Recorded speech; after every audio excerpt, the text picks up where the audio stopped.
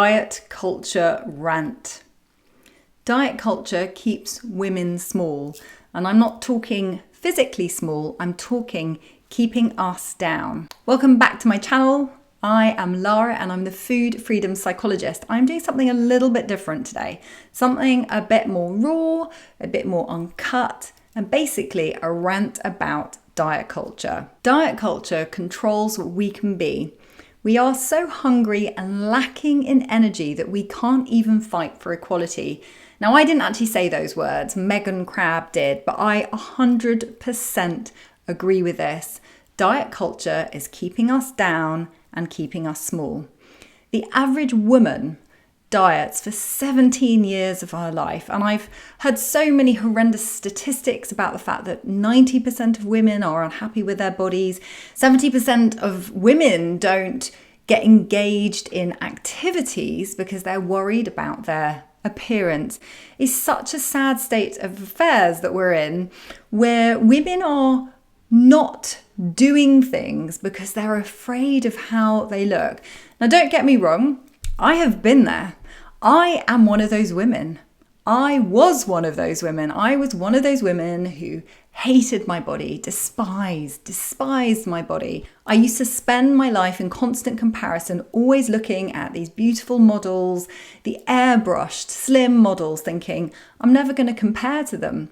I was a teenager and in my 20s at a time when we used to read those magazines, and I would read magazines and I would look at all the flaws that were pointed out, and I would look at the fact that I would never be as slim or pretty or as beautiful as those supermodels, and I felt bad about myself, and that's why I dieted.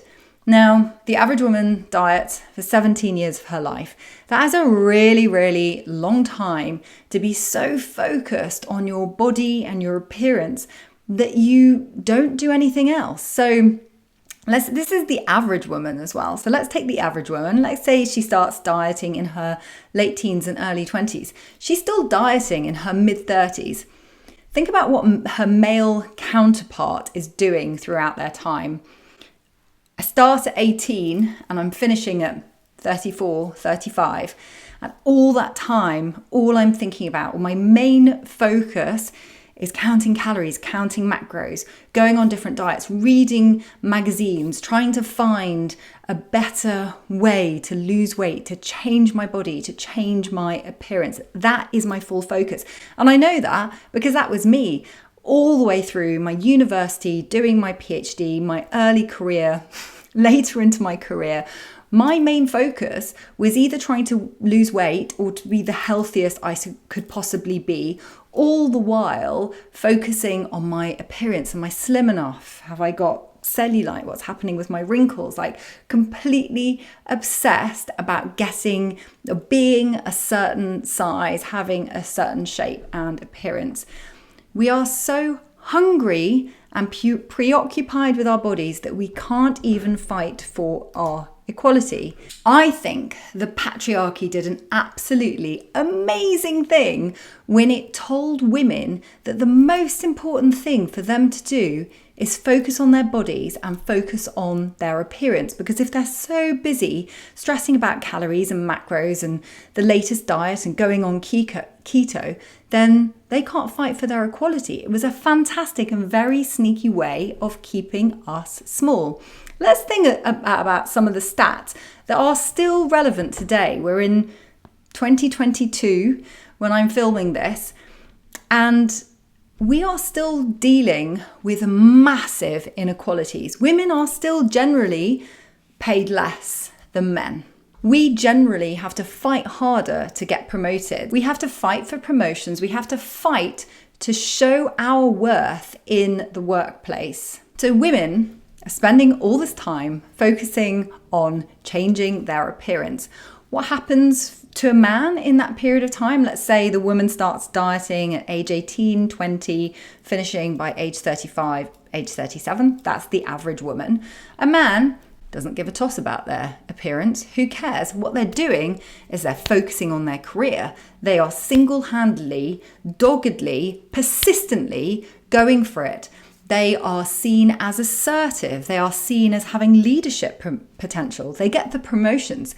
They're more likely to take positions as CEOs. And so what diet culture has done, it has kept us down. It keeps us small and it keeps us focused on the wrong things. So focused on this, our body and appearance, that we are tired, exhausted, lacking in energy, and frankly, all the headspace is taken up that we cannot fight for equality. This is my call to arms. Who is ready? Who is ready to sod diet culture, ditch diet culture? Know that you are worthy as you are. Diet culture is giving you an unattainable goal, an elusive goal, a goal that 95% of the population cannot achieve anyway, and it makes you focus on that. Imagine that you had all your headspace back. Imagine that you weren't counting calories or macros or focused on your body and appearance, and imagine you had all that headspace and you could plow it into something amazing. Let me tell you that that is totally possible. Ditch diet culture and find food freedom.